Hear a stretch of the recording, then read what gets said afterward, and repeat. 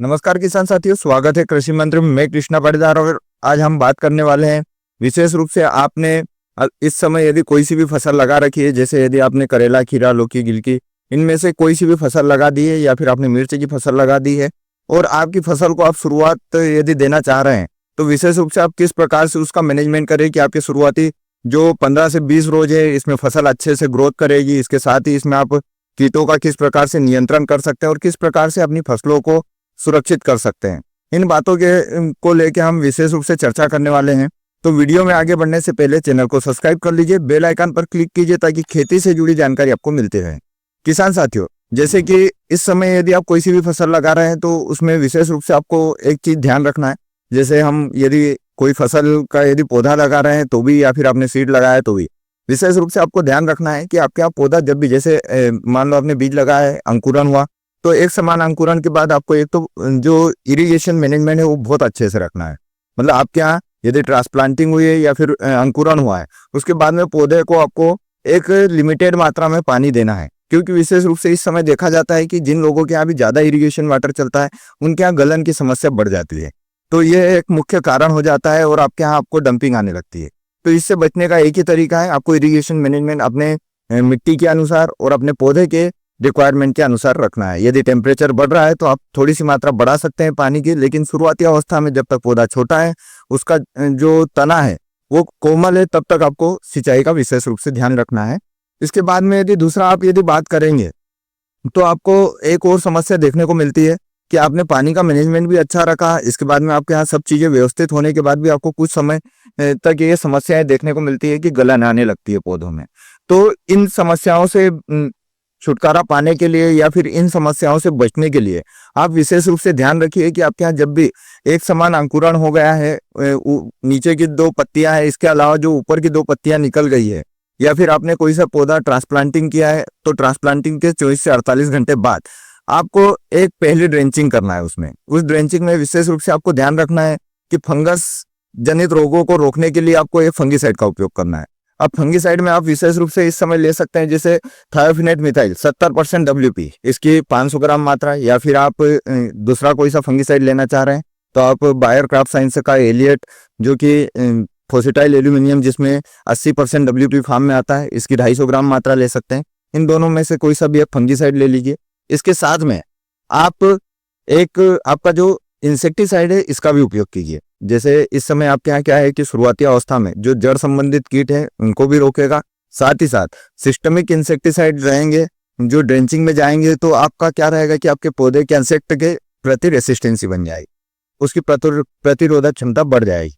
तो आप इसके लिए उपयोग कीजिए। जैसे आपका थायमेथाक्सम 30% FS फार्म में जो आता है, इसकी आप 125 ml मात्रा लीजिए और इसके साथ में आपको क्लोरेंट्रानिलिप्रोल 18.5% SC, इसकी आपको 30 ml मात्रा को मिलाना है और इन तीनों को मिला के एक फंगीसाइड हो गया, आपका थायमेथाक्सम हो गया और क्लोरेंट्रानिलिप्रोल हो गया। अब 200 लीटर पानी के साथ मिला के अपनी फसल में ड्रेंचिंग करवा दीजिए। ये आपके यहाँ शुरुआती अवस्था में जो कीट आते हैं और आपके जो रोग आते हैं उनसे बचाएगा आपकी फसल को। इसके 4 से 5 दिन बाद आप इसके अच्छे विकास के लिए, जैसे आपके यहाँ फसल लग चुकी है उसका आपने शुरुआती ट्रीटमेंट कर दिया है, फंगस से तो बचा लेंगे, लेकिन इसकी अच्छी ग्रोथ के लिए आपको विशेष रूप से ध्यान रखना है कि इस समय आपको एक जो है ऑर्गेनिक कार्बन का उपयोग करना है। मतलब 4 से 5 रोज बाद आप दूसरी ड्रेंचिंग कीजिए। दूसरी ड्रेंचिंग में आप विशेष रूप से उपयोग कीजिए आपका ऑर्गेनिक कार्बन, जो कि बहुत अच्छी गुणवत्ता वाला हो। जैसे आप होलिस्टिक एग्रो का प्रो कार्बन ले लीजिए, इसके आप 1 लीटर मात्रा लीजिए। इसके साथ में आपको किसी भी अच्छी कंपनी का माइक्रोराइजा उपयोग करना है, इसकी आपको 100 ग्राम मात्रा लेना है। 100 ग्राम माइक्रोराइजा 1 लीटर प्रो कार्बन को मिलाइए 200 लीटर पानी के साथ और प्रति एकड़ इसकी ड्रेंचिंग करवा दीजिए। ये आपके यहाँ शुरुआती अवस्था में आपके पौधे को जो है अच्छा जड़ विकास देगा, अच्छी ग्रोथ देगा। साथ ही साथ आपके पौधे को जो इस समय टेम्परेचर ऊपर नीचे हो रहा है और आपका पौधा यदि ट्रांसप्लांटिंग किया है आपने, तो जैसे नर्सरी से आपने पौधा लिया है, उसके बाद में आप यदि डायरेक्ट पौधा लगा रहे हैं तो नर्सरी से आने के बाद में उसको जो एक प्रकार से मौसम और खुले मौसम का जो स्ट्रेस आता है उससे भी बचाएगा और आपकी फसल की अच्छी ग्रोथ होगी। इसके 5 दिन बाद आपको तीसरी ड्रेंचिंग जो करना है, या फिर आप इसको ड्रिप से भी चला सकते हैं। तो तीसरी ड्रेंचिंग में विशेष रूप से आपको ध्यान रखना है, आपको लिक्विड कैल्शियम लेना है, अच्छी गुणवत्ता युक्त आप लिक्विड कैल्शियम ले लीजिए, इसकी 1 लीटर मात्रा लीजिए और इसके साथ में कोई सी भी एनपीके की ग्रेड या फिर आप नाइट्रोजन युक्त कोई सा भी फर्टिलाइजर उपयोग कर सकते हैं। इसको आपको ड्रिप से चलाना है। यदि आप एनपीके की ग्रेड ले रहे हैं तो आप ध्यान रखिए कि पहले आप एनपीके की ग्रेड चला दीजिए और उसके जस्ट बाद में आप उसमें कैल्शियम चला दीजिए लिक्विड वाला। ये आपके यहाँ शुरुआती अवस्था में अच्छी ग्रोथ के लिए फर्टिलाइजर हो जाएगा। जैसे कि हम बता रहे हैं एनपीके की ग्रेड, इनमें आप 20-20-20 ले सकते हैं। एनपीके 20-20-20 इसकी आप 1 किलोग्राम मात्रा ले लीजिए, या फिर आप 19-19-19 ले लीजिए एनपीके, इसका भी आप 1 किलोग्राम मात्रा इसकी ले सकते हैं। या फिर आप 25-10-10 ले सकते हैं एनपीके, 25-10-10 इसकी 1 किलोग्राम मात्रा। इन तीनों में से कोई सा एक एनपीके ग्रेड लीजिए, प्रति एकड़ आप ड्रिप से चला दीजिए। आपका कैल्शियम चला दीजिए, इसके जस्ट पीछे पीछे आपको एनपीके की ग्रेड चलाना है। इस प्रकार से ये शुरुआती 15 से 20 रोज का अपने पौधे को यदि ये न्यूट्रिएंट्स देते हैं तो आपको किसी भी प्रकार का अन्य खाद नहीं चलाना है, और ये आपके पौधे के लिए शुरुआती ग्रोथ बहुत अच्छी करेगा।